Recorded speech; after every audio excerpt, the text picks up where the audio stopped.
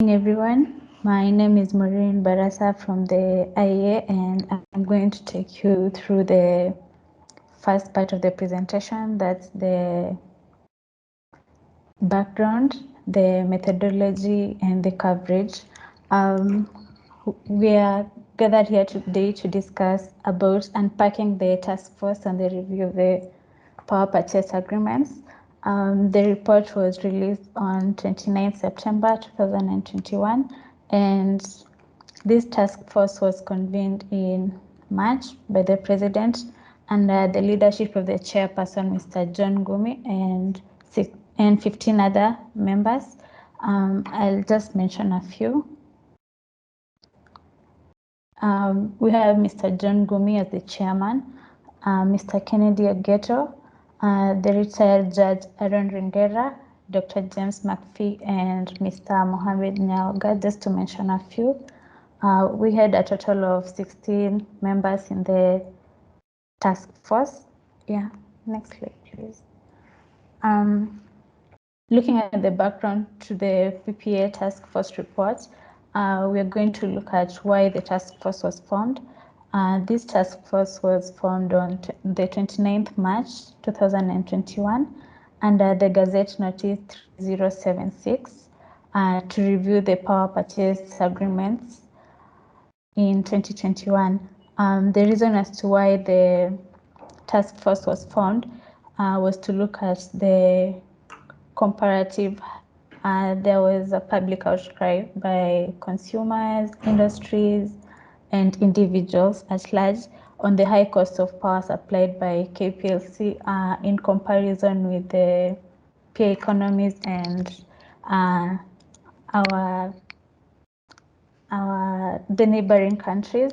There's also the risk posed by the comparatively high power prices to Kenya's ambitions to the Vision 2030, where we are hoping to have an industrialized economy and a middle income. And there's also the issue of concern about KPLC financial state by the government, where KPLC has been incurring huge debts.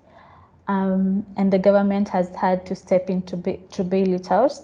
There's also the high power generation capacity and underserved demand, where the Kenya Power and Lighting Company has focused mainly on huge volumes of power without looking at the demand. And there's also the issue of pricing, which will be explained later by my colleagues. Next slide, please.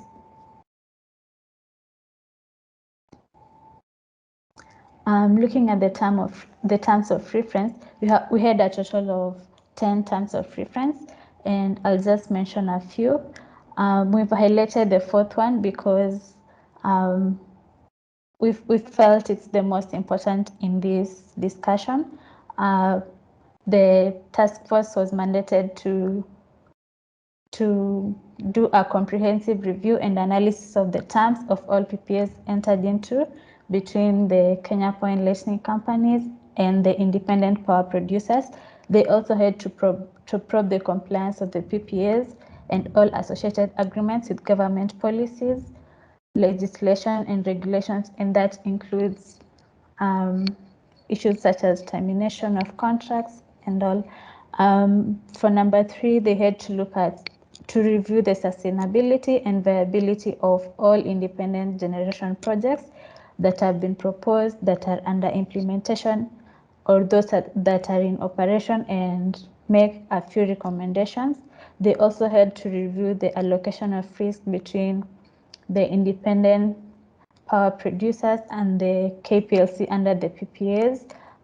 They had to look at risks such as the forest risks, and this will be explained later.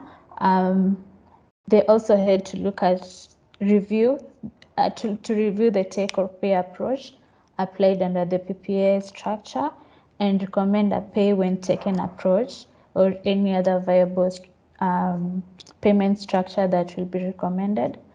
Next slide, please. Moving forward, they had to develop a suitable strategy for engagement with the IPPs and the lenders in order to achieve relief for electricity consumers and ensure long-term viability and sustainability of power. They also had to review the prevailing methods for sourcing IPPs and recommend alternative sourcing framework. This will be explained later. Something else they also had to look at was to recommend the legislative, regulatory policy or administrative interventions for implementation or recommendation of strategies by the task force. They also had to develop a detailed action plan for implementing the recommendations made by the task force. And finally, they had to perform any other functions or tasks mandated by the task force. Next slide, please. Under coverage, the presidential power purchase agreement task force covered a total of 13 chapters. This included the introduction, the rationale for PPAs, and history of the renegotiations in other jurisdictions. This includes the history of how the KPLC came about from the start. They also looked at previous task forces on PPAs in Kenya. We had a total of 4 task forces. This is the 4th task force, as mentioned in the report. The situation analysis of the relevant energy sector policy issues, the institutional framework of the energy subsector that includes areas such as the EPRA and nuclear power energy, the stakeholder engagements that includes all these institutions, the government, and the independent power producers. They also had to look at to review the contractual structure of the PPAs and associated agreements, the power dispatch and generation mix, the analysis of the PPA for committed pipeline projects, the financial implications of PPAs, proposed action for PPAs, the concurrent operational reform proposals of KPLC to support the PPA review process, implementation framework for the task force recommendation. In our webinar today, we'll focus on section 9 and 10 of the report. That's the analysis of PPAs for committed and pipeline projects and the financial implications of PPAs, because we are looking at the financial risk of the PPA as well as areas where procurement fraud was committed. Yeah. Thank you.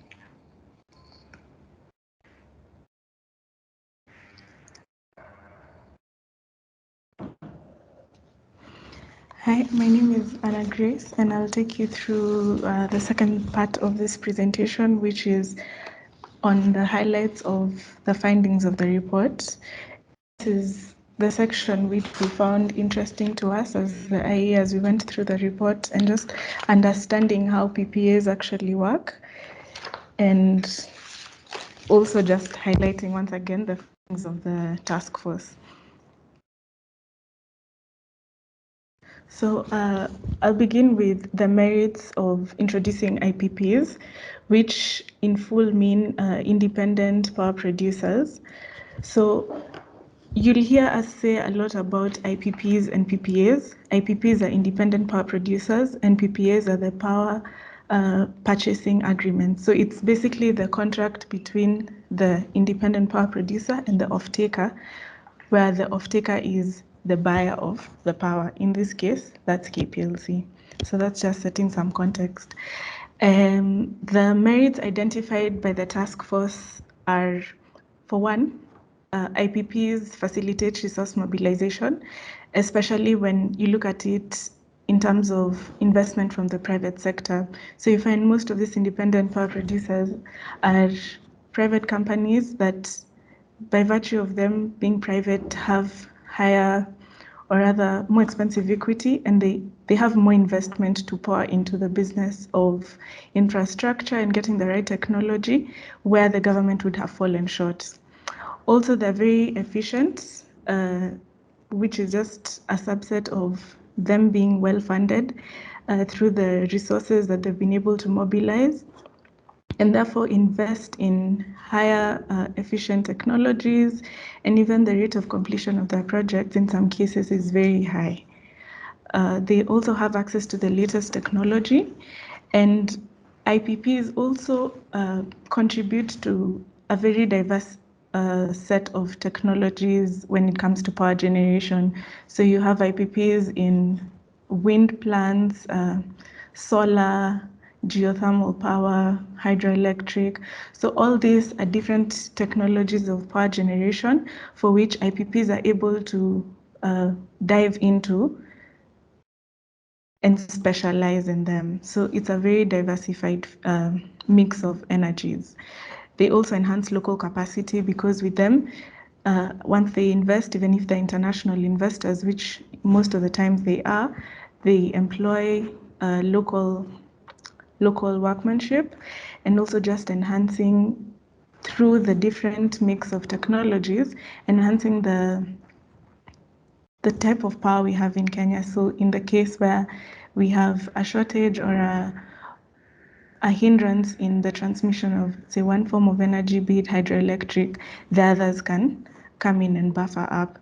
And also when we speak of local capacity, the report emphasizes a lot on the power capacity that is existing in Kenya today being a driver for development of industries.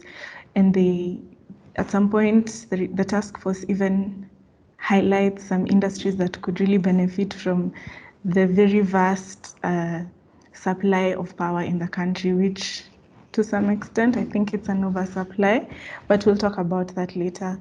Another merit is they work well in cases of emergencies. So we'll highlight this later, but there is a point where we talk about Kenya importing power from our neighbors, which are Ethiopia and Uganda. And the contracts, or rather the PPA, the Power Purchasing Agreement between Kenya and Ethiopia for the importation of power, came at a time when Kenya was experiencing shortages. And it took not so long for the work to get started because they used IPPs. So they work well when you have when it's a short term, let me say short notice, which are emergencies, and that's a benefit. When you need power, like yesterday, you get it. The task force also identifies the demerits, which they term as challenges of introducing IPPs, which once again are the independent power producers. And the first very prominent risk or challenge is the forex risk.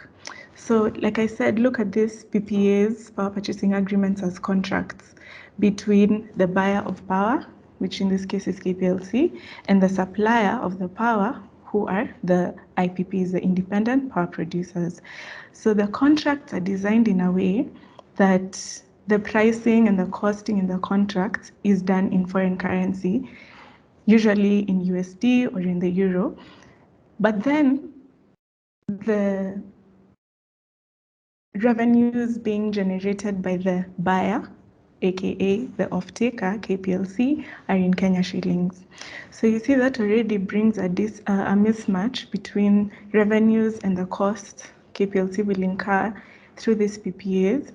And given the foreign exchange risk, say, the currencies keep changing every single day, and the term of these contracts. Usually the PPA agreements last about 20 years on average.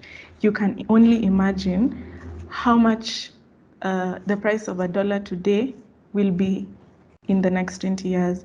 And the report goes on to highlight some of the disparities in the exchange rate, like for the Savo power plant. In the year 2001, when it was executed, the Kenya shilling to the dollar was 72 shillings. In 2021, at the point of writing this report, it was 109.6 0.93 shillings. So that's a difference of like 38 shillings.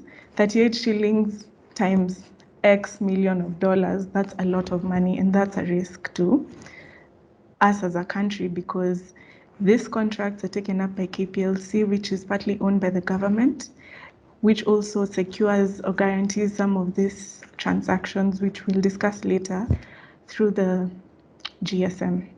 Sorry for the jargon, but we'll break it down. The next challenge the task force reports on is the fact that consumers bear the burden of expensive IPPs. So you see, we've talked about the foreign exchange risk, and all this adds up to the cost of that contract.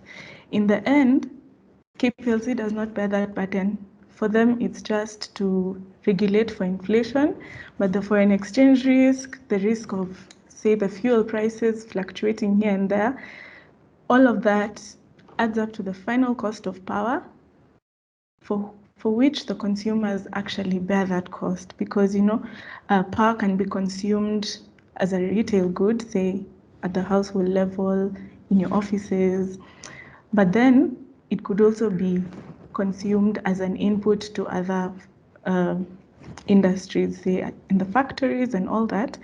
And all this trickles down to the consumer, because they're the final recipient of the good. So the more expensive these IPPs are, the more expensive it is for consumers, which is actually one of the reasons why the task force was established by the president, to find out why is power so expensive, and that's one of the reasons. GSM, like I mentioned, means government support measures. And this, if you look at it in terms of KPLC being the off-taker being the buyer, KPLC being the buyer of this power through the power purchasing agreements, there's a lot of risk involved. Foreign exchange risk, the risk that this project is 20 years long, even just the quantum of funds being invested into this project, it's a lot. And the government is like a guarantor. So GSM measures, I said they stand for government support measures. And technically, sorry, let me just get my notes.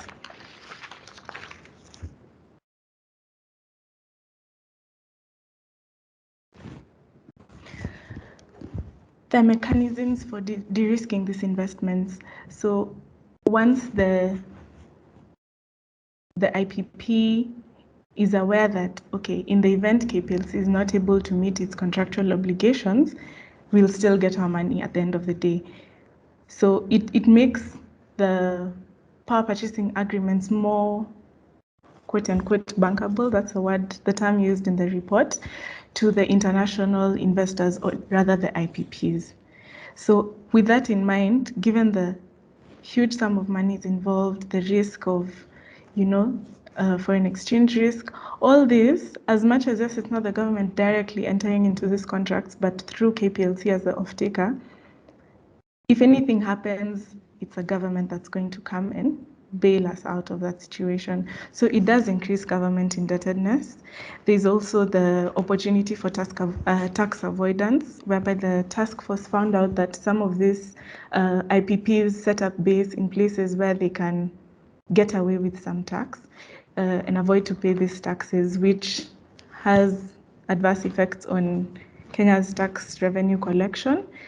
Another challenge is that there's an opportunity for corruption and other malpractices.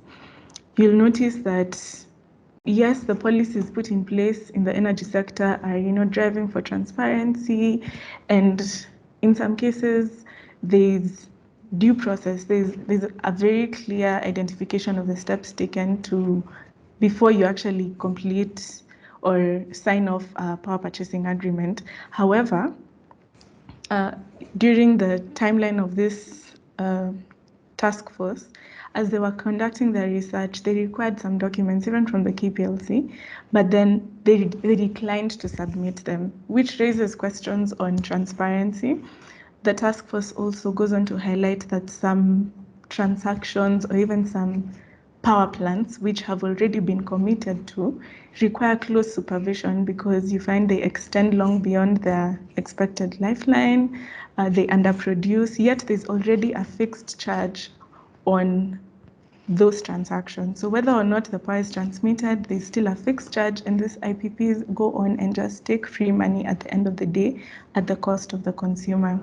So there's opportunity for corruption and other malpractices, maybe not highlighted directly as maybe procurement fraud, but if you pay keen attention to the paper, to the report, you'll notice that the task force actually does see this a loophole for corruption in this and this area, which is generally a demerit. Then the final challenge they identified is that there's the ability to extract certain favors, and that's a term used in the report. They mentioned that because power purchasing agreements are generally big, in terms of, yes, their lifetime and the amount of money involved, they attract much attention from other government agencies.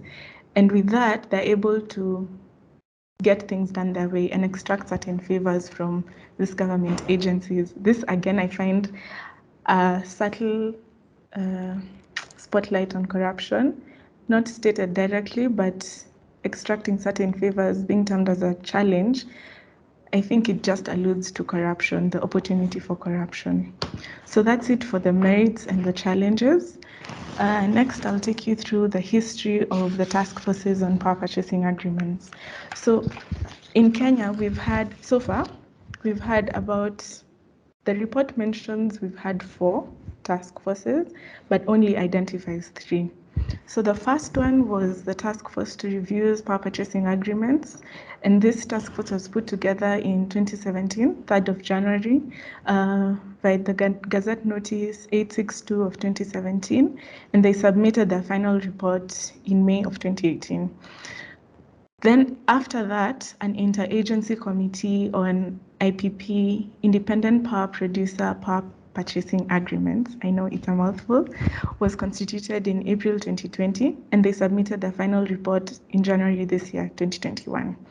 So this second task force was commissioned to review some of the recommendations suggested by the first task force of 2017. And also because the first task force was constituted under the Energy Act of 2006, there was need to, just review the recommendations that had been made because the Energy Act had already been revised in the year 2019. So this second committee was basically just trying to go back and see what the recommendations made actually adopted, what changes need to be made with reference to the new Energy Act, the revised Energy Act. Like I said, they have not mentioned the third task force, but then this current task force that we are reviewing the report is a presidential task force on the review of PPAs that was constituted in March 2021, this year, via Gazette Notice 3076, and they did submit their report, which is what we are discussing today, on the 27th of September. So this is just a brief history on power purchasing agreements, and how do I say? The terms of reference are almost similar throughout, but then also this task force identified, the fourth task force identified that some of the recommendations made by the first and second task forces, the committees, were not actually put into practice. So I hope that won't be the case for this task force, that they just recommend things and they don't get to be done. But we'll see some of the recommendations they make, and hopefully, because we're accountable citizens, we can hold them to their word. The next subtopic I'll talk about is the National Energy Policy. Again, just to take you through this second part of our presentation, it's the findings, the things we found most pronounced in this report that were either new to us or we thought would be very important to highlight here to you all.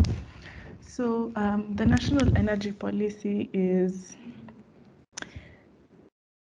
what I'll refer to here as NEP, and it was formed in 2018 to inform the enactment of the Energy Act of 2019, which I've just mentioned. The report, this task force found out that there are several gaps in the national energy policy, and I'll highlight a few. This is not the comprehensive list, but these are just some of the gaps they identified with recommendations they made that I think they think would lead to a more efficient energy policy. So the first gap is that prior to this report, the National Energy Policy had recommended the establishment of an interministerial Renewable Energy Resource Advisory Committee, RERAC. And this committee was to address matters relating to renewable energy resources and advise the Cabinet Secretary of the Ministry of Energy on, just how to address these issues and probably suggest on actionable policy. RERAC was constituted, but now the task force is recommending that KPLC should be included as a member of this committee, this advisory committee. I don't know how that, while we were discussing this report, we thought that would be a bit, okay, we get that KPLC is the buyer of this power that we're talking about in terms of power purchasing agreements and IPPs. However, it's a market on its own. Like, we do not think that KPLC should go ahead and be involved in all this altogether. If the market is going to be efficient, then let it run through and through. And another recommendation the same task force made was that KPLC should, the Ministry of Energy should probably look at expanding the list of off-takers, because as it stands, it's like a monopoly. It's just KPLC involved in this process of PPAs and IPPs. So I think maybe this recommendation to include KPLC as a member of RERAC is, in my opinion, not the best suggestion, but it is what the task force recommended. The task force also notices that the strategies and initiatives that intend to transform the geothermal sector are not very clear, and they seek for clarity in these strategies and initiatives, because the earlier geothermal policy was vacated and all the issues related to it were assumed to have been incorporated in the energy policy of 2018. But then, have they? Not really. It's just an assumption. So they seek for clarity. And finally, they just generalize this and say that some initiatives require updating. In the nitty-gritty of the national energy policy, it needs a lot of refinement. Then next, we'll go to the least cost power development plan. Again, it's referred to as LCPDP. And our analysis of the LCPDP is that we think the demand forecasts they use are a bit crude. And I'll just read a passage from the paper, the report, which is on page 31 of the report. When you get time to review it, you'll see it at the top of the page. And it reads that the power sector leads, not follows, economic development. And if the power sector does not get ahead of economic development, then economic development won't and can't happen. For power demand forecast to be relevant and an economic plan of strong growth, industrialization, and economic development, it should be led by a vision of what that future economy looks like. This means that demand projections should be based on a plan for Kenya achieving its economic goals. Electricity demand projections for a developing economy like Kenya should be a top-down approach, which is based on having a strong power sector meeting the future needs of power consumers derived from the country's economic development plans. So if you read that slowly, what I get from this is that,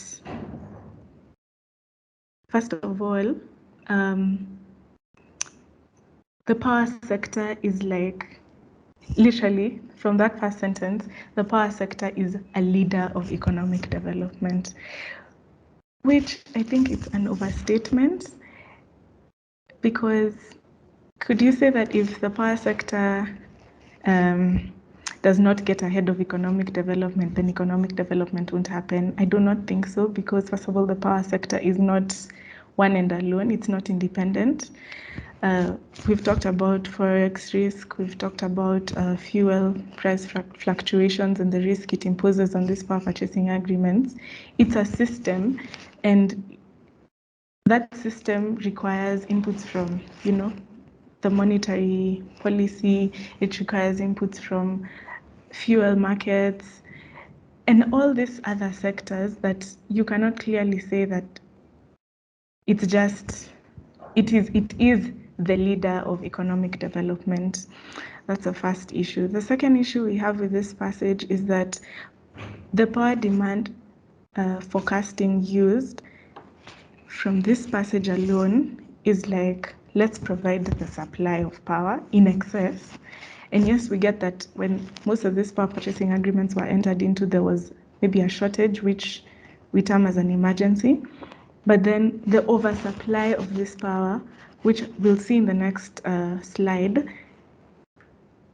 is hopeful of demand just catching up to it. And I know that probably in the Ministry of Energy, there are forecasts that they use to anticipate for future growth in demand for energy, power. But could it possibly be an overestimation? And that's why we're getting into too many power purchasing agreements that are weighing heavily on the off-taker, which is KPLC. As highlighted in this report, they've been experiencing losses for the past 2 years in millions of dollars. I think they need to revise how they forecast demand and not look at it like people will just buy it anyway, because consumers respond to prices, and it will be highlighted later on in the presentation, but consumers respond to prices and not volumes. That's the signal.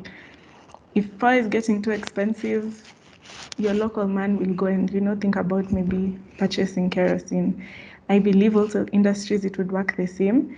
If it gets too expensive, maybe cut on your production or just find more efficient ways to meet your production goals without necessarily increasing the cost of power.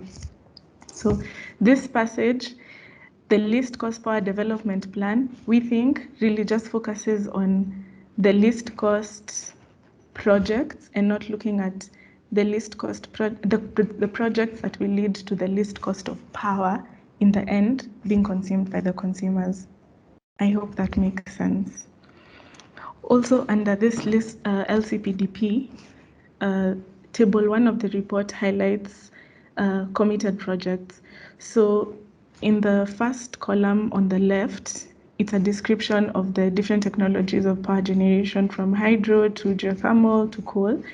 And then the second column is on committed capacity in megawatts. And the third column highlights the capacity under construction. So what committed capacity means is that there's already that conversation. The conversation has been had on, once this plant is able to generate power, we are going to consume it from you, we being KPLC. And then the capacity under construction is of these projects that have already commenced construction. What's the capacity we're talking about? So committed capacity IPPs, independent power producers who have committed capacity, are 50 at the moment in Kenya. So all this whole second column, 2,837.5 megawatts committed capacity, is under 50 independent power producers. So if you do the math, on average, that's like 57 megawatts per independent power producer. When you look at the capacity under construction, the whole total of 533 megawatts is a total of 13 IPPs that are under construction. So the average of that is about 41 megawatts per construction. And I think it's a pretty good table here that tells us, first, the diversification of energy, of power we have in Kenya at the moment, which means we have a good mix of different forms of energy with a heavy focus on renewable energy like hydro, biomass, wind, solar, geothermal, and even Kenya imports power. We'll talk about that in the next slide. But there's a focus on renewable energy, also on self-reliance, because out of this 2,837 megawatts of committed capacity, we are only importing 400 megawatts. So the difference of 2,400 megawatts is being generated within the country. And you can also see that there's an intention to grow supply of power. Once again, maybe because because they're responding to their projections in growth of demand for power, which I think will really be affected by the price of the power in the end, because people just won't consume power because it's there. It's because it makes economic sense to them. And the next finding, which is our sixth finding, is that Kenya imports electric energy from our neighbors through bilateral or cross-border agreements. We've imported energy from Uganda and Ethiopia.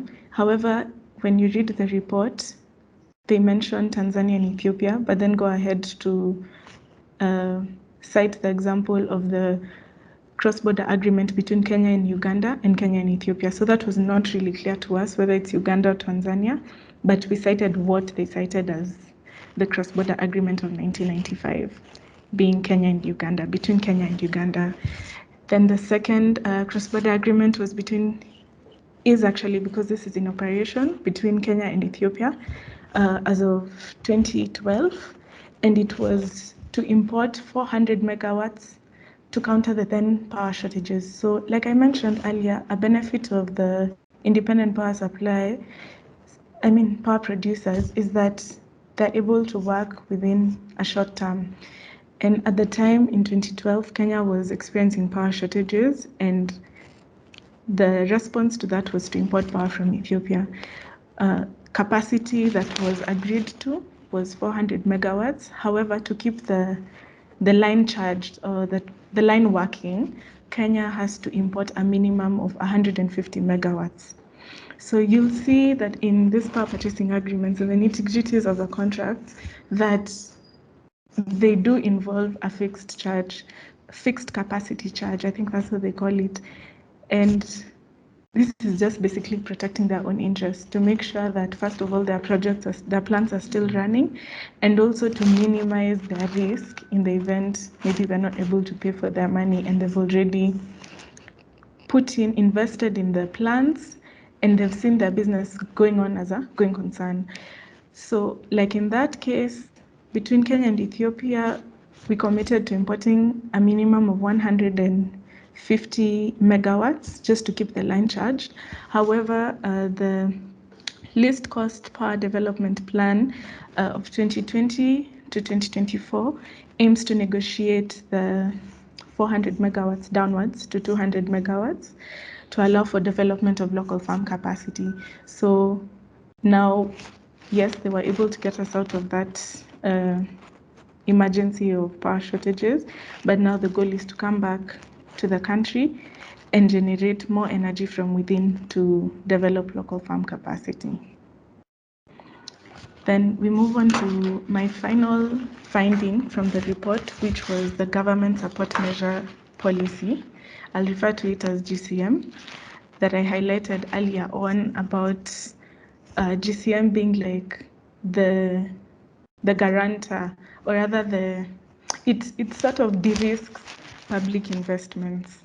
So, this is an agreement between KPLC, the public, and an independent power producer, which is a private firm.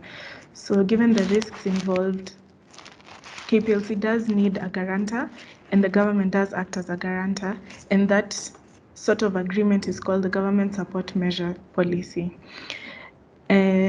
The Taskforce identifies that a challenge with the GCM policy is that it creates an entitlement policy, in that some of these power purchasing agreements that KPLC has gotten into have not necessarily followed the due process. in terms of let's review the contract and then now commit to purchasing the power from you. It highlights that there are some contracts, PPAs, that have been gotten into before even it was reviewed in entirety. I'll just read from page 41 of the report, a paragraph that states that the GCM policy acknowledges that there are increasing instances being observed where intending investors view guaranteed assurance that a government support measure will be issued as a prerequisite to their making of an investment decision, usually even before they have conducted preliminary project due diligence. So the fact that they know, okay, GOK will guarantee this project, let's just go into it. No matter how high the risks are, it's okay. We know we'll be paid at the end of the day. And then now, I'm not quoting anyone, but there's the misuse of the backup of being guaranteed. So they take up even more risk. And that's what they term as the entitlement policy. The Taskforce recommends that assignment of government support measures should require approval and consent of the government of Kenya. And they even go into detail and say that the PPP bill that's in Parliament at the moment should make parliamentary approval a requirement for the signing of power purchasing agreements, just to increase the accountability throughout this whole process of getting into the contract. Because if these IPPs are getting into contracts even before they're able to do their due diligence, then I think that's a bit fishy. They know they can extract a premium from that because they want to make more money. That's the goal of this whole thing, to maximize their profits. So if there's more accountability throughout the journey, probably through Parliament, I think we'll be more cautious in how we approach this power purchasing agreements. Even just looking at the projects and who really qualifies for entering these power purchasing agreements. How should you assess the approval? There's a whole list of items they suggest on the same page 41 as to how the approval should be done. The second last point is that the GSM policy should adopt NCIA arbitration rules with Nairobi as a seat of arbitration. So this point generates from the fact that since these are international contracts, I may say, between Kenya and firms from outside Kenya, whenever there's a dispute, some of them are even settled at the ICC, some are settled at the London Court of Settlement of Investment Disputes, and all this happening at the cost of the government of Kenya in terms of legal fees and administration fees. But if we're able to have Nairobi as a seat of arbitration, such that if there's a dispute involved in this power purchasing agreements, therefore it can be arbitrated in Nairobi, which would be cheaper than, or rather less costly than, traveling all the way to the ICC and other international dispute resolution areas that might have been visited in the past. Then the final recommendation under the GSM measures is for the government, through the Ministry of Energy, should increase competitiveness in the off-takers. So like I said, KPLC is the only off-taker. Off-taker, once again, means the buyer of power in this power purchasing agreements. KPLC is the only off-taker, and that alone is a risk. It's a market risk, and increasing competitiveness in terms of off-takers would create a more efficient process in power purchasing in the country. And that's it from our section on findings. The next part will be on the lessons by Kwame. Thank you. All right. Good morning, everyone. I'm conscious that we've taken much more time than we should have, so I'll just go straight to the lessons. There are 9 of them, and I'll try and mention them pretty quickly. And maybe I should switch off my camera just so that we can concentrate on the presentation. I think the first point that's very evident is that Kenya's power sector is extremely complex. And in one of the charts that the task force placed in the report, this complexity is obvious. What we find interesting is that this, regardless of the fact that they find this complexity and allude to it in the report, they do not suggest the simplification of the chart. So as the next chart shows, for instance, so this is it. This is the institutional framework. So many institutions. And one of the things that happens here is that there's so many parallel policies, each of which is supposed to speak to each other. Contradictions inevitably arise. And then we cannot therefore lament when we find that investors are actually arbitraging by trying to take account of the existing incentives in one area and trying to exploit them in the others, just like the GSM. So one of the things that's been found about the GSM is that the GSM is basically government support measures, which was intended to help to de-risk independent power producers. Among the things that have come in now are political risks, which were considered, regardless of Kenya's stability levels.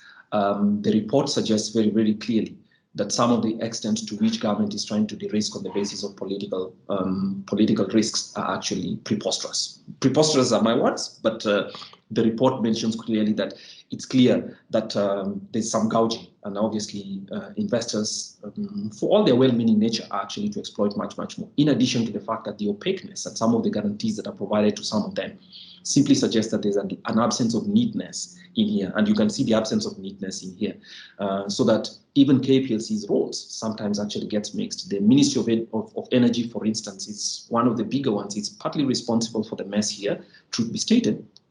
Again, the report is kind to them, but you can tell that in one places, while it's supposed to be a policy maker, it actually negotiates directly, or introduces negotiations, and then hands over a negotiated power purchase for contracting by the KPLC. So there's quite a lot of room here for malfeasance to occur. But at the same time, there's the absence of clarity of roles. And I think that's one thing that the report could have emphasized. It hasn't. But nevertheless, it comes back to me because there are all manner of policies, the nuclear policy, the policies, every single thing comes up with those policies. And in my view, complexity obviously aids a difficult sector to actually not only just manage, but it's also difficult to tell who's responsible for what. So that's the first thing that we noticed. It could have been emphasized. Going to the other sectors, to the other points, the second one is basically Kenya's energy policies and PPAs overwhelmingly emphasize capacity addition. And with this is a huge assumption that prices will necessarily reduce when you have scale. No evidence so far, and the report seems to suggest that actually as we are adding more capacity, you're able to manipulate the cost, suggesting that perhaps this obsession with capacity addition on its own, we'll see why, and my colleagues have mentioned that there's a belief that development chases power supply. I think a wrong reading of the economics, and we have some analysis, I'll come to that later, but basically this obsession with capacity. It is not surprising, and it makes sense if you're a finance person, you're an engineering person, you're an accountant, to simply say that, look, we need to add capacity because the belief that that capacity will have compensating demand is something that a student of economics would tell you to be cautious about, but we haven't seen that caution. I think that's a mistake in my view, that even the task force itself is a bit conflicted about, because they do not say that that belief in capacity is part of the problem. If you have a PPAs in which you generated excess capacity, almost close to 40% extra, and we're still talking about other things on the pipeline, it's suggesting to me that you have a very big assumption that in the future, a lot of power demand will come, most of which has not come, especially if those prices do not move one way or the other. So that's the first thing. The third point is basically the demand forecasting methods that have been used. And here, let's be clear, the demand forecasting methods are used by the Ministry of Energy to determine policy, and then obviously to determine who comes in terms of projects. The report finds that both the demand forecasting methods, especially one used by the Ministry of Energy, is a very primitive one. So for instance, again, primitive is my word, but they say that the demand forecasting simply assumes that this is where we are in a certain date, and then assume a 4 or 5% addition every year to the end of the vision 2030. We can tell that's a bit interesting because it has no buffers for, say, scenarios. On the other hand, it says that KPLC, and the report actually compares the findings of KPLC's forecasting methods developed by KPLC and that Kenya Power and Lighting Company to those by the Ministry of Energy, and finds that they're different, but by a 1 percentage point over each. So KPLC has medium range and obviously long range ones. So optimistic and those. Curiously, the task force finds that the KPLC's forecasting methods, while it is actually superior in terms of adopting scenarios, is actually not the correct one. They seem to suggest that the KPLC itself is actually under forecasting what the past assumptions will, which I found extremely baffling. I mean, we discussed this and found that extremely baffling. We say here that we have a capacity constraint. I mean, we don't have a problem with capacity, it's available. The things that are lacking actually transmission lines and the other infrastructure, which should have come before, but actually come after. And yet, KPLC on this side, which sells the power and collects the revenue, has a power forecasting model, which the task force calls out for being conservative. Again, I think it tells you that the ethos of most of the assumption in the report might have the professional orientation of those who sat on it, or just our assumption in Kenya that there'll be a huge demand for power in the future without thinking about the demand side in terms of will incomes grow, where will that power demand come from, and does price intervene or not. We think that the assumption that demand development follows power supply is a very fat fallacy. But it informs Kenya's policies generally, the national, the new energy policy and all the other policies simply assume that the demand is a given without thinking about it. So let's get supply. What supply does to the prices on a unit basis does not matter, both at the retail level and companies. And corporations say every day that at this power costs, our ability to expand capacities out here. So again, these are people doing what they're most familiar with. Let's expand supply. Whether there are incentives to expansion of supply, the Ministry of Energy and people in that value chain that we haven't seen, I suspect there are, because the committee suggests, the task force suggests that a lot of things in here do not meet the logic tests. But the fallacy, I think, is one that we need to confront, and that's the IEA. We think it should be much, much more discussed than the assumption that energy supply exists, especially when you look at the last mile. Supply was provided, an extra 3 million people got power, 800,000 of them did not pay their first bill at the end of the connection, suggesting that the idea about power supply will follow, demand will follow supply is a collapse. Is misinformed. The fourth one is that PPA models, the structure of PPA models in Kenya with long-term take-or-pay contracts present a perverse incentive for negotiators to the disadvantage of consumers. So for instance, as my colleague already mentioned, that there's a model PPA approach. Many of them were developed during a time of emergency. And the point for that then is to try as much as possible to bring as much power on stream to ensure regularity of supply, or at least to ensure that supply is taken in. But if that does not take account of the fact that there are changes that take place, I think it is clear, and this is not to suggest any malfeasance on the part of the IPPs, but they're creaming. They're getting very good value. There's no possibility over the 20-year contract for this possibility of readjustments. So basically what they know is that they can load all the risks onto consumers. I think those who are negotiating for the government of Kenya as well perhaps need better negotiation skills, but it is very, very clear that when you have a PPA that is arranged under an emergency, then overwhelmingly there's an asymmetry of power presenting perverse incentives for negotiators in Kenya. And you can tell that some of those negotiators don't have clean hands in the kind of long-term contracts in which the government of Kenya was locked in, of course, whose exit actually have enormous costs, which the committee mentions as well. The task force mentions as well, but it is not clear whether they're asking for an exit because some of those will be particularly expensive. Fifth, it's clear to us that KPLC is central to the matrix. Remember, this task force was about reviewing the power purchase agreements, but it came out almost as an audit on the KPLC itself, its own internal methods and management, but it is clear that it has very serious corporate governance challenges. It's extremely clear. Let me show, for instance, in the next chart here, it shows the breakdown of power purchase agreements by the KPLC. As you can tell, this is a 3-year trend line in June of every year from 2018 to June 2020. So if you look at KenGen, IPPs, VREX, power purchase volumes, obviously this is KPLC's power purchase volumes. You can tell from the third column from June 2020 that KenGen provides 48% of the power, purchase costs, or rather receives 48% of the power of purchase costs, while it's providing 71% of the volume. So KenGen seems to be it's providing 71% of the volume, but only claiming 48%. I mean, it was 50% in 2000, but you can tell the margin the range of power purchase costs that are received by the KPLC, received by KenGen, right, range from 50% to 48%, and it's been falling over the last 3 years. It provides 70% of the power, 74 in 2018, 72 and 71 in June 2020, but is collecting 48%. IPPs in total, which collected 47%, so they've been collecting between 43% and peaked at 47% in 2020 for providing 25% of the power. So you can tell their cost basis might be different, but it is clear that most of the margins, or rather most of the income that are paid by KPLC goes to a disproportionately small number in terms of the amount of power that is generated, suggesting to us that IPP power generation costs are actually higher, even if we do not question the fidelity of the contracts that are paid. And the reason we mentioned this chapter here and tells you that KPLC has significant corporate governance costs, remember the task force, empowered by the president through an executive order and a gazette notice, were not able to scrutinize where 47% of the payments from, the full list of where 47% of the payments were going to.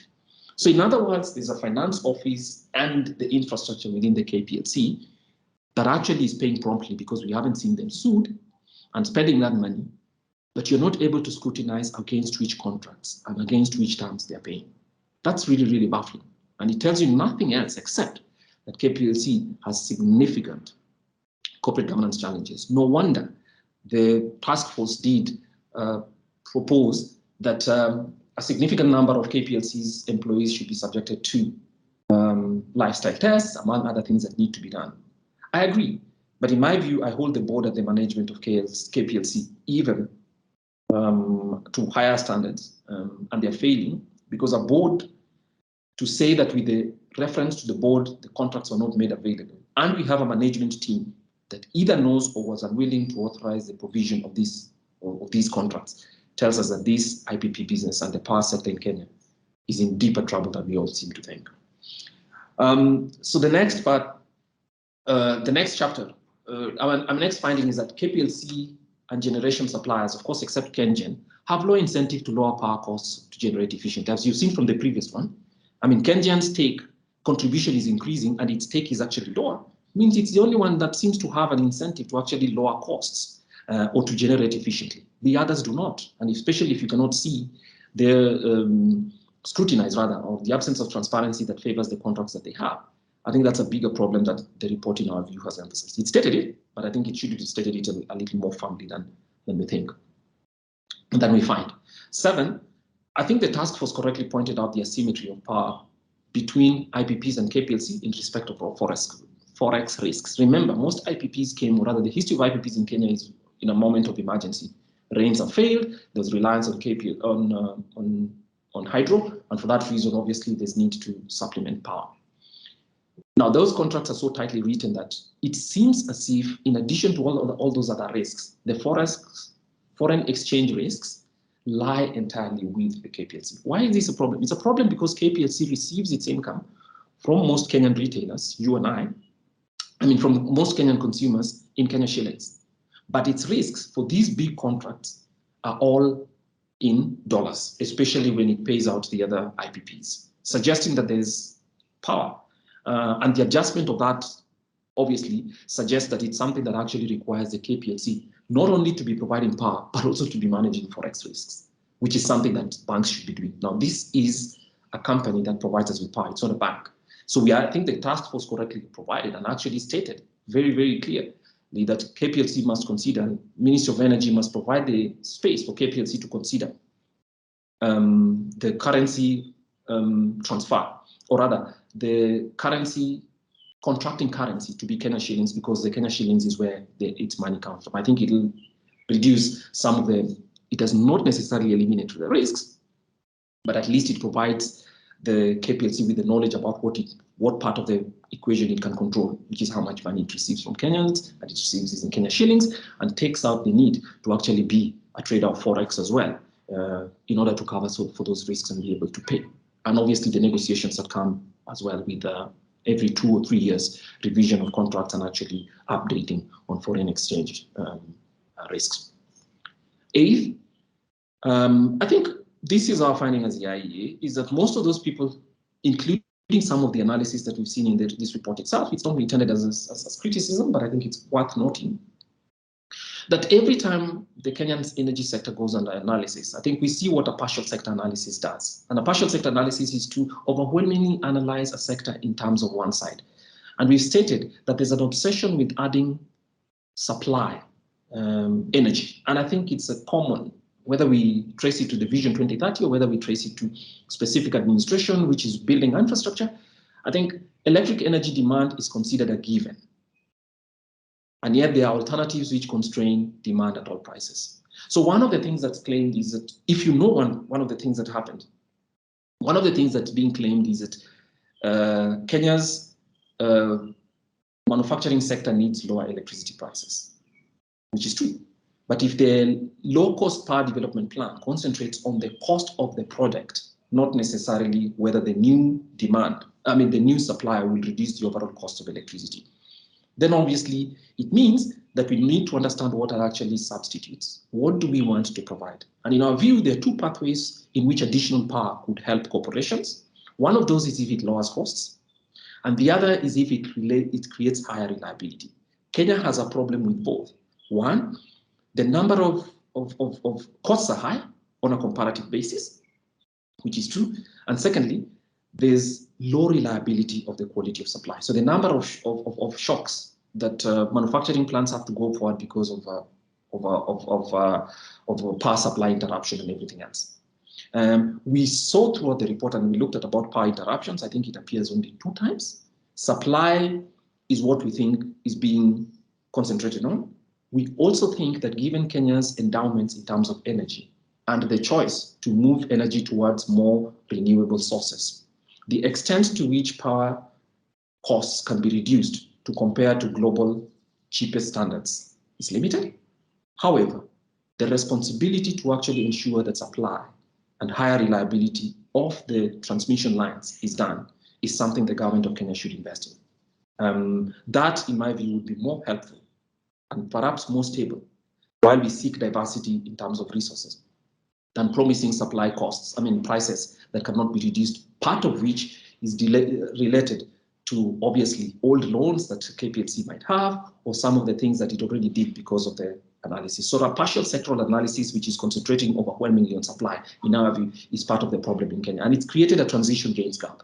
A transitional gains trap is where making a transition from, is the economist's way of making a transition from an equilibrium that was created through this obsession with supply is. So we have expensive energy that has already been placed on costs, part of it is PPA. How you get out of it without paying heavy costs, I think is part of in our view, not necessarily an economic, but it's a political problem now.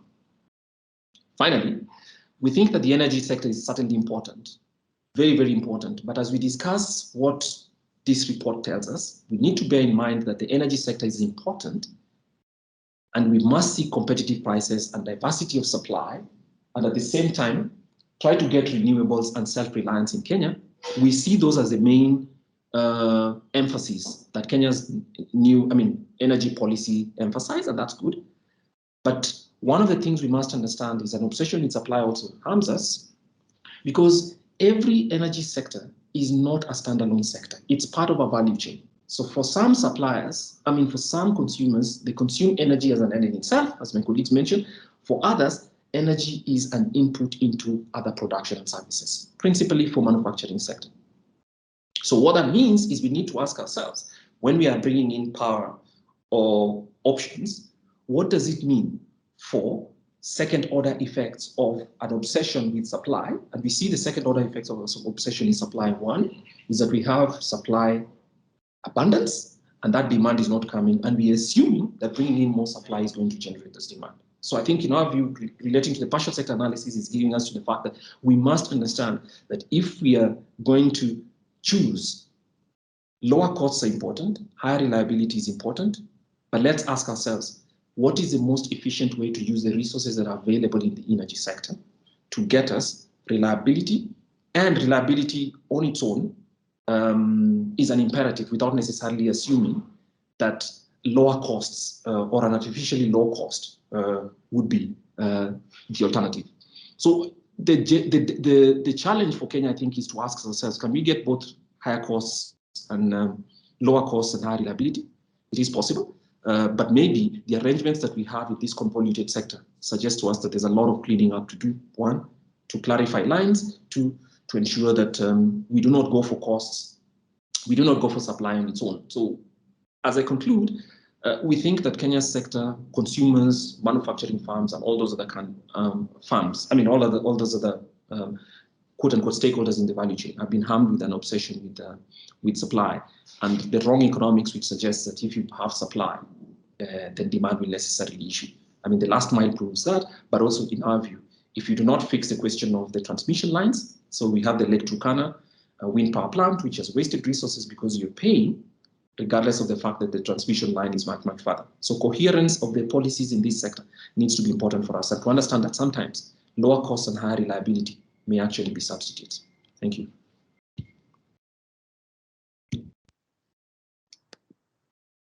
Thank you. Thanks, Kwame, and thanks to our other presenters for that very comprehensive presentation. So thanks, Anna Grace, and thanks, Maureen.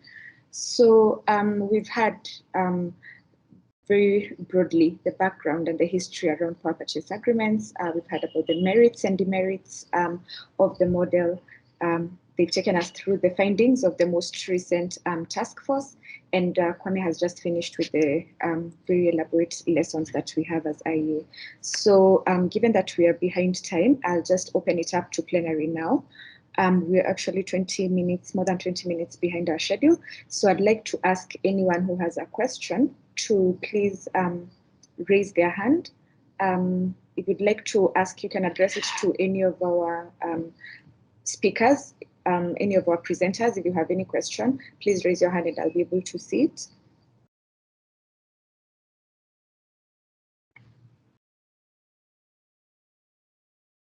As we wait for the questions, I'll look at the chat box for questions. And I don't see any question yet. So I only see what I think is a comment from George, who says that my understanding is that, good, I see a question, but George says that my understanding is that the power imports from Uganda are mainly aimed at grid stabilization. So we'll have our speakers comment or respond to that comment. So I see a hand up. Sorry.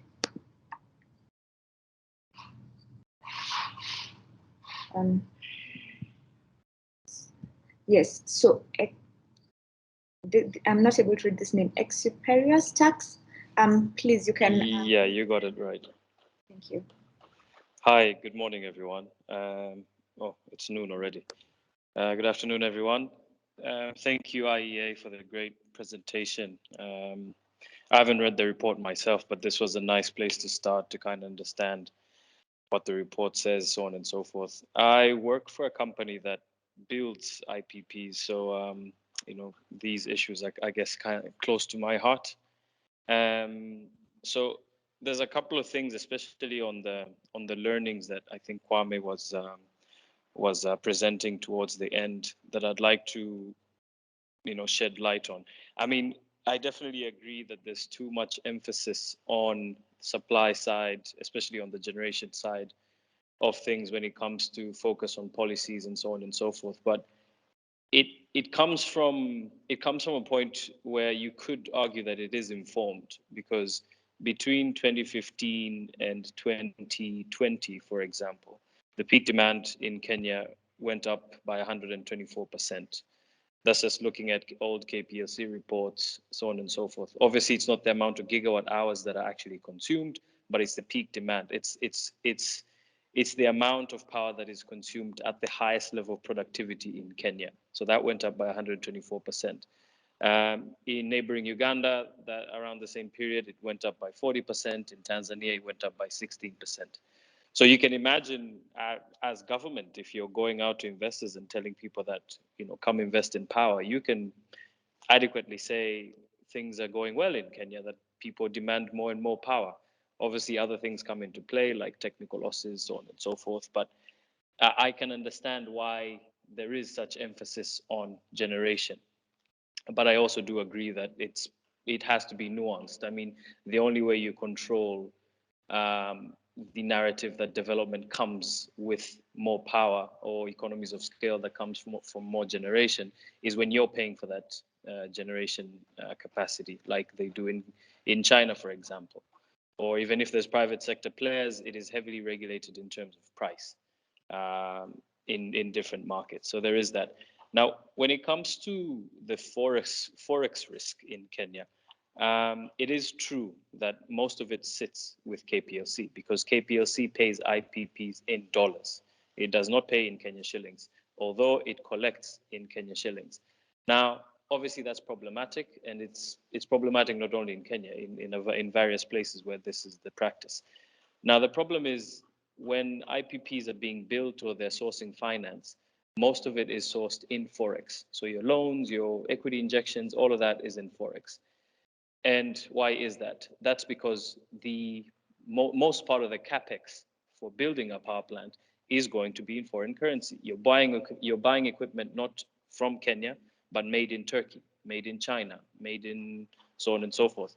So you're paying for that in foreign currency. The expertise to build the power plant, it's not yet as advanced in Kenya, although Kenya is one of the better jurisdictions when it comes to expertise, if I'm to look at different places.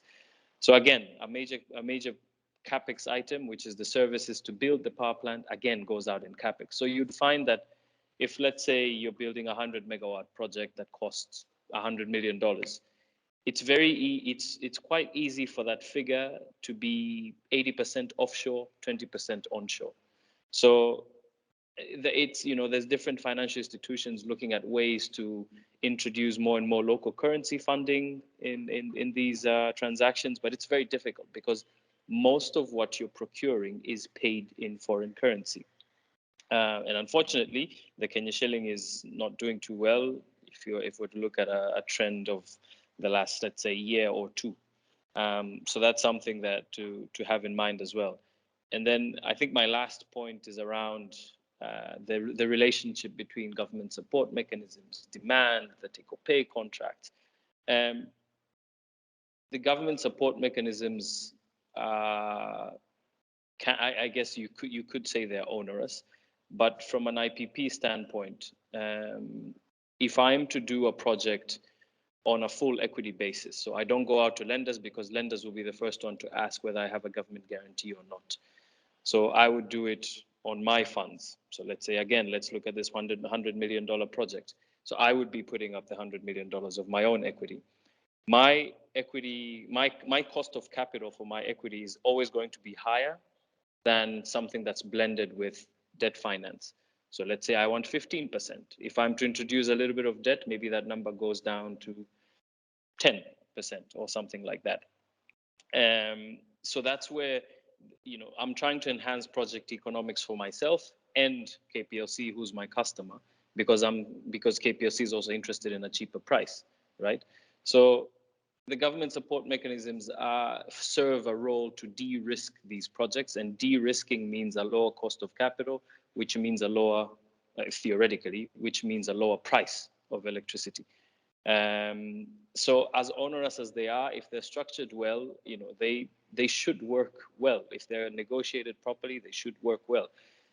I would come in with the highest caliber lawyers as an equity, provider, and the debt guys would come in with the highest caliber lawyers, and we do have those same people in Kenya who KPLC should be tapping for the negotiations. Now, obviously, not all of it goes that way. So, unfortunately, but that's why it serves a purpose. And when it comes to take or pay, there's a fixed charge and there's an energy charge. On the thermal plants, it's a little bit blurry because those were negotiated, I don't know how.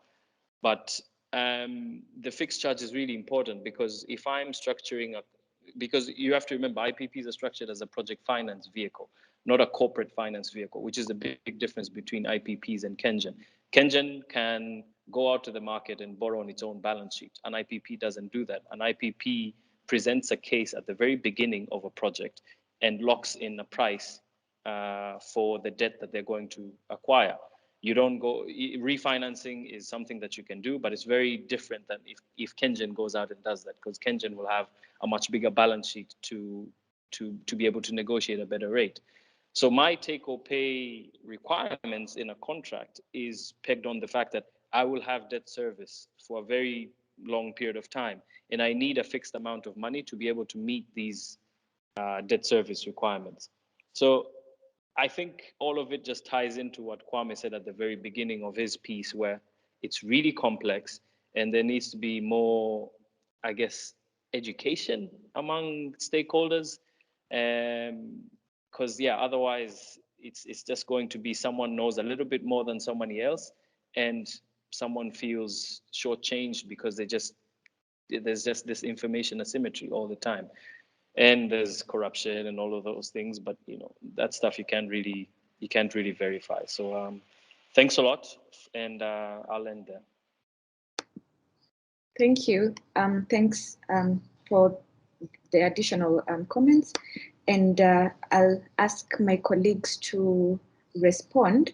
I'll ask Kwame to respond to that feedback, but before that, Susan had also asked us to share the sources on the second last slide. So we will be sharing this presentation as soon as we conclude the meeting, together with all the references there. But in case Maureen and I would like to let you know what about the references they can add here.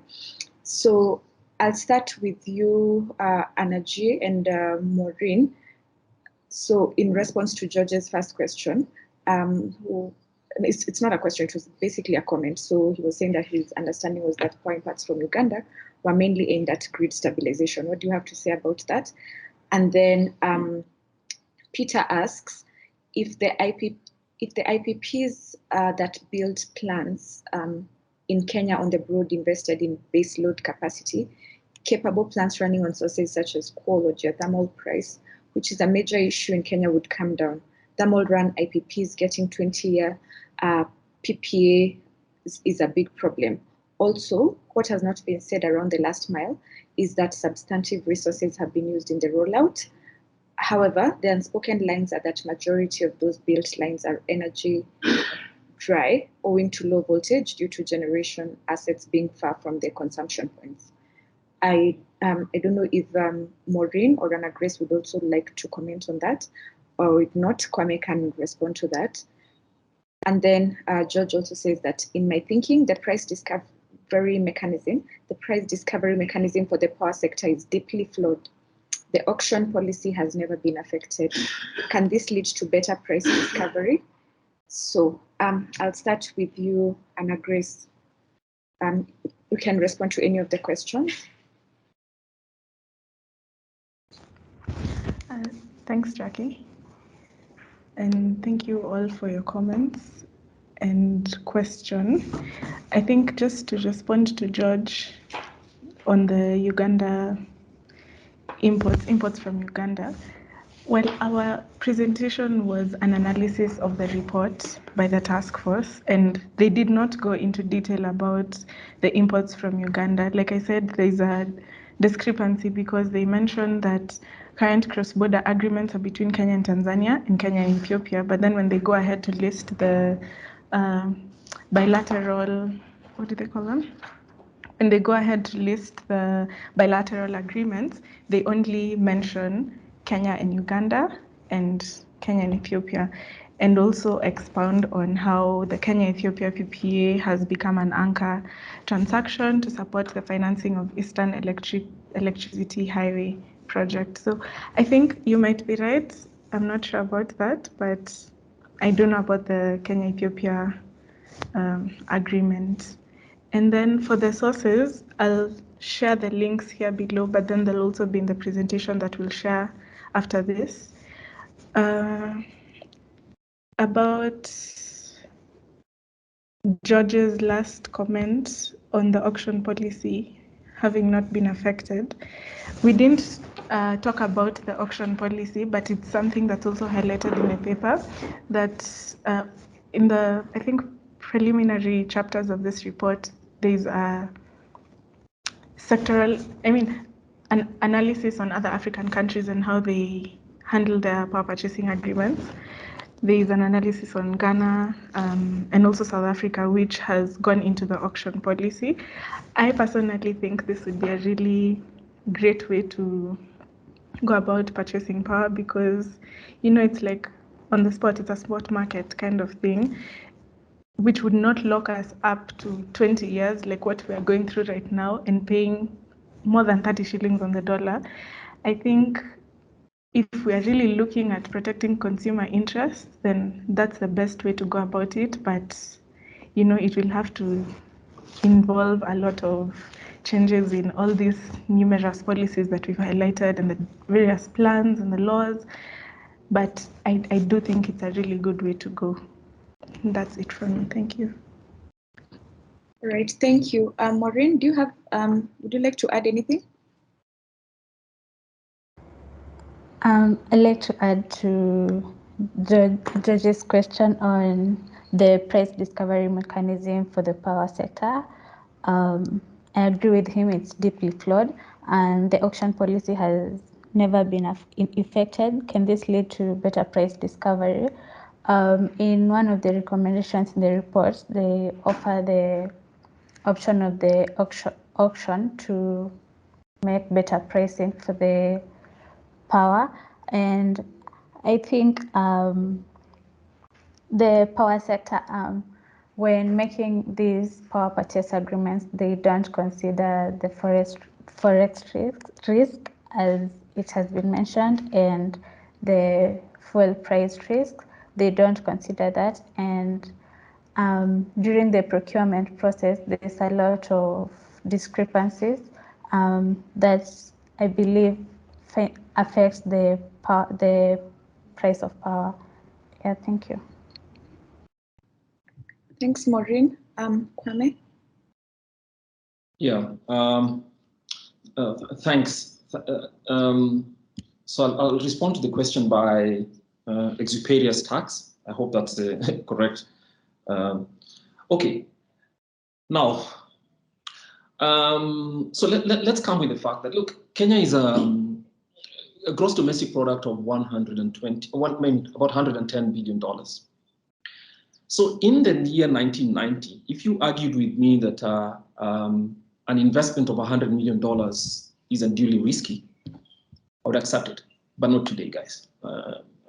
So while I accept and I honor the fact that investors come in and they have to take risks and everything else, I think to accept to offload all risks back to KPLC just because you're buying Turkish machines or Slovakian turbines and stuff like that, it's true, but the better ways in which an economy of this side and a government of Kenya's size, which picks $36 billion per year in taxes, can deal with that. That is the point we're making. We're not saying that investors in IPPs should not be compensated for their risks. So that's the first. Secondly, our intention is not to lay blame on anyone except to actually ask the government of Kenya to be stronger, at least to be aware of its own strengths when it comes to the negotiating table with IPPs. So let's give an example. I mean, the report mentions them. But let's remember that in negotiation of one IPP contract, so our PPA, that's I think about to end or will be ending in the next couple of years, the government of Kenya allowed for a firm to establish a thermal plant, which is some of the most expensive. It was done fantastically quickly. The plant is coming to an end, and the evacuation lines, basically, which are supposed to transmit the power from this generation facility back to the event, back to the national grid, was not completed, and that was government responsibility. So one of the things that I'd have said is that when you're negotiating this, that's 10 years or 20 years ago, government ought to protect itself by saying, look, if for any reason we have constraints that do not allow us to send this power, we cannot evacuate this power, you must allow us to renegotiate. To fail to do that, in my view, I do not expect the power purchasing, I mean, I don't expect the IPP to tell government that are you sure that this risk on your side is actually adequately covered? But to fail to do that, in my view, is unconscionable.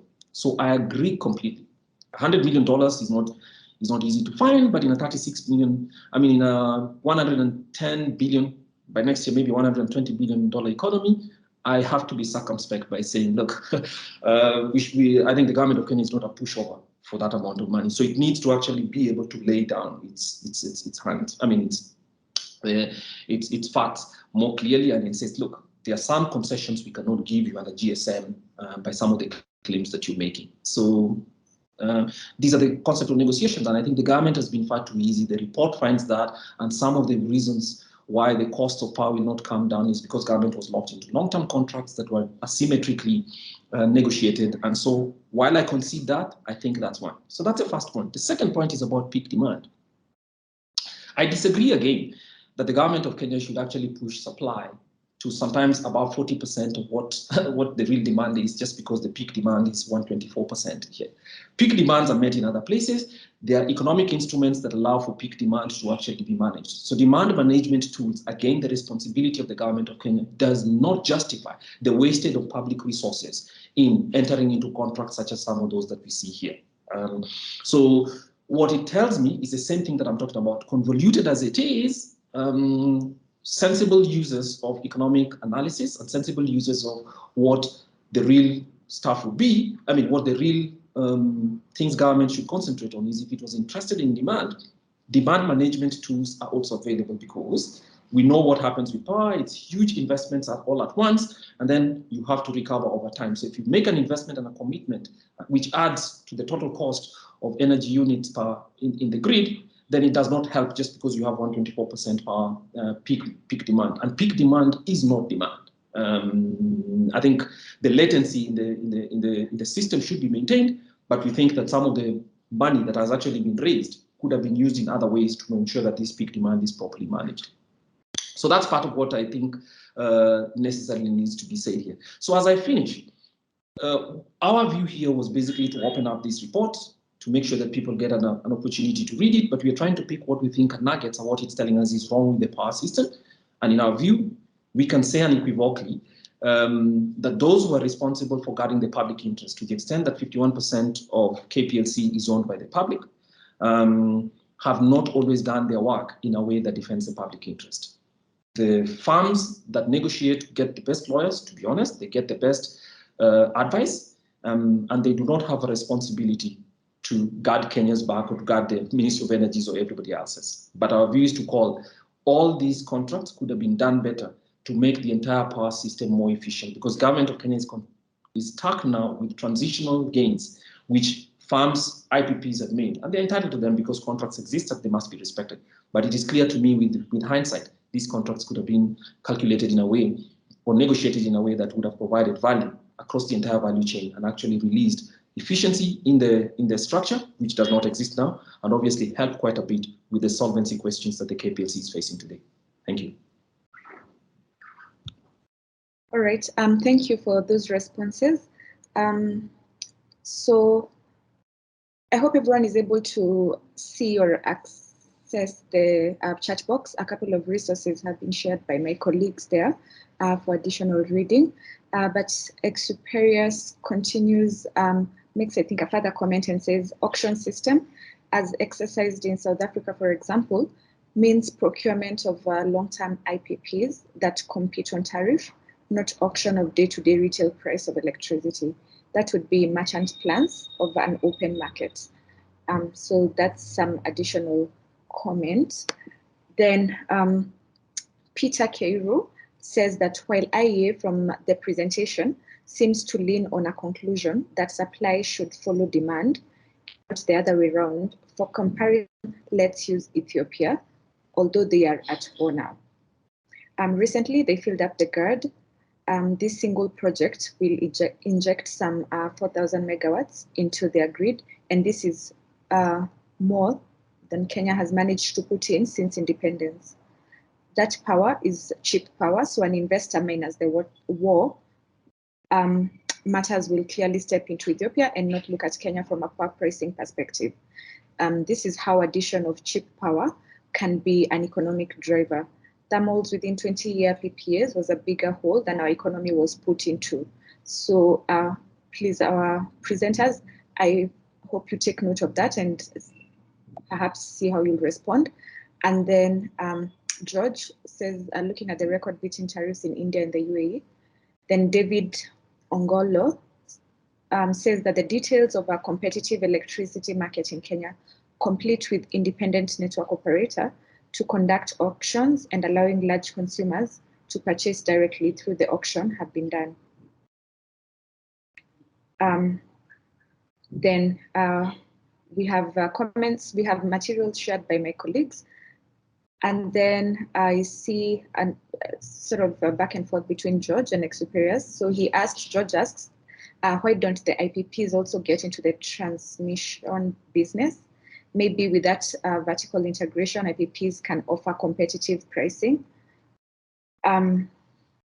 Okay, so I think there's a conversation going here, so they've responded to each other. So, but I'll just ask my colleagues if they have any, they'd like to comment to that conversation going on in the chat box, and to the first, to the comment by David Ongolo, to go. So again, I'll start with the. Can I go first? Okay, Kwame. All right. I don't know whether this is not David's point, but this is a point made about Ethiopia. I mean, Ethiopia is a classical example about this fallacy. I'll call it a fallacy again because it is. There's nothing in the economics literature that says that if you build big plants, demand will show up. So let me tell you one thing. So I have just looked at the World Bank's data on power consumption per capita per country for the year 2018 rather. So Ethiopia's per capita consumption, which is the consumption per individual per year, right, in that year was 68 kilowatt hours per person. In Kenya, it is 171. So Kenya, for having 2,000 megawatts available, has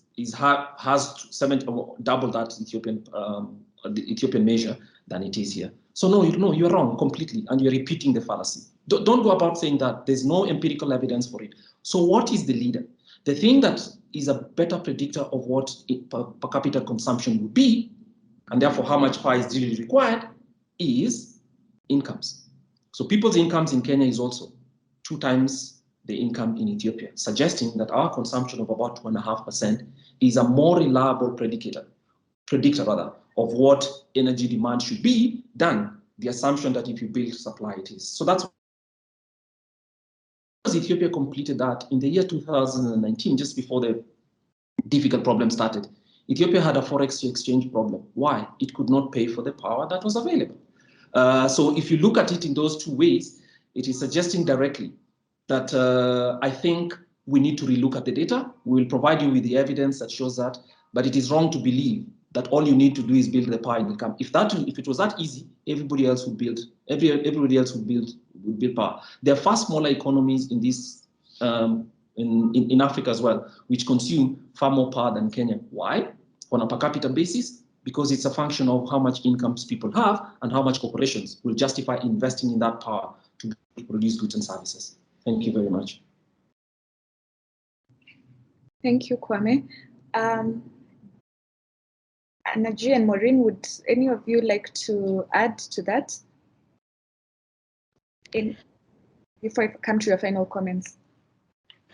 Okay, just in addition to Mr. Tax's comment on the auction system, well, the reference I had was from the paper, the report, page 30.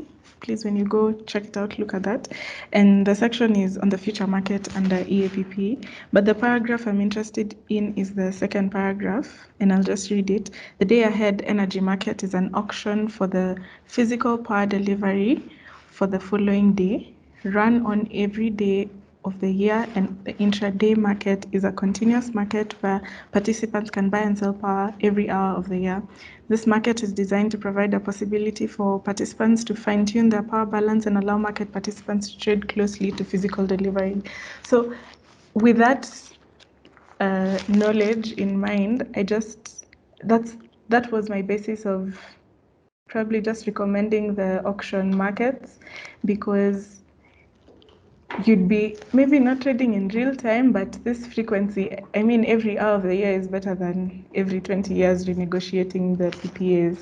So I think that's a very efficient way of buying and selling power closer to delivery, physical delivery. Thank you. Okay, thanks, Anna.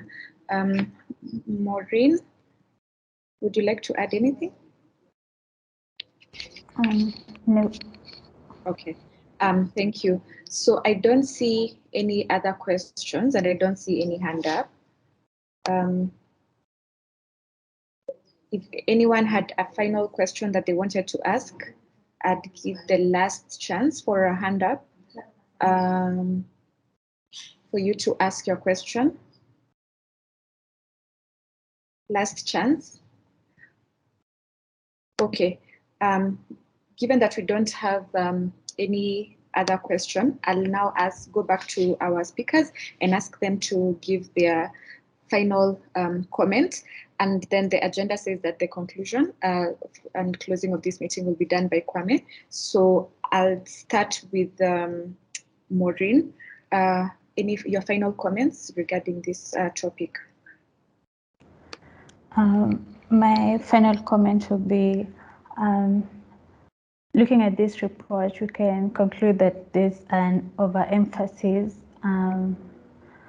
and some obsession on capacity, or rather volume addition, and not looking at the demand.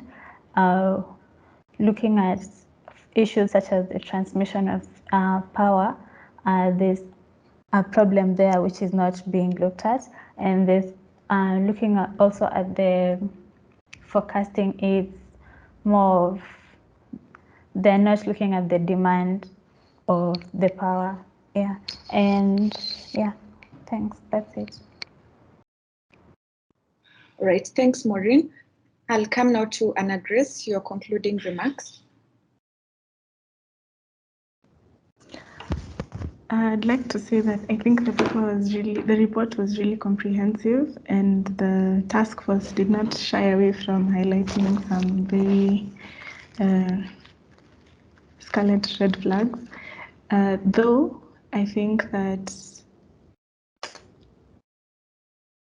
there'll be need for, I think I mentioned this in the presentation, that beyond just recommending things that they think need to be reformed and maybe institutions they think need to be established, what next after that? Just holding them accountable, or even just holding KPLC accountable after they declined to submit some of these documents.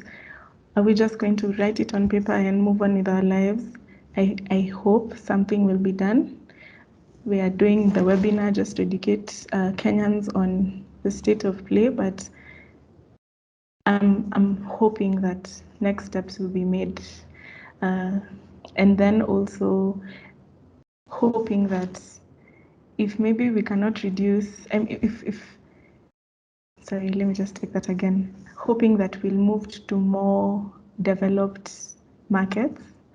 I was really excited about the day ahead energy market. That whole auction thing is very interesting to me, and I think it would be a huge opportunity for us to save on this very expensive contracts, the power purchasing agreements, which would therefore meet the objective of the task force to find out why the power is getting so expensive and make it more affordable to the consumers, both at the retail, at the household level, and even for the farms. Thank you. Great. Thanks, Anaji. I also, like you, hope that the findings and recommendations here will be implemented. I think from the history you've shared with us, you see that we've had 4 task forces over a span of 4 years. So we hope this is not an annual thing, and that will see these recommendations taken forward. So finally, and to close the meeting, Kwame. Thanks, everyone. Well, I'll just mention that thanks for being here and listening to us. If you have any comments, you can send them to us. But just one thing that we did not mention, no, we did, but I think is a good one. The task force recommended that in the future, the Ministry of Energy should be compelled to ensure that every IPP contract is actually discussed in Parliament. Now, you'd ask yourself why we should introduce political oversight into this question, but the oversight of IPPs, and rather the PPAs, is so poor that we are left with no choice but to go for second best, which is to ensure that Parliament has a look at them. What advantage would that do as a citizen? For me, it's just basically that it will elevate the level of transparencies regarding PPAs, because we have a significant transitional gains trap, which Kenyans are going to pay for on account of that. And so if any additional level of transparency is added to the entire process, I think that's for the better. It could have been done otherwise, but you can see that the vested interest within, both on the supply and the demand side, both on the supply, obviously, sides, suggest to us that it cannot happen without an intervening oversight mechanism. And to that extent, reluctantly so, but I accept that PPAs should be completely open and radically made transparent. Thank you.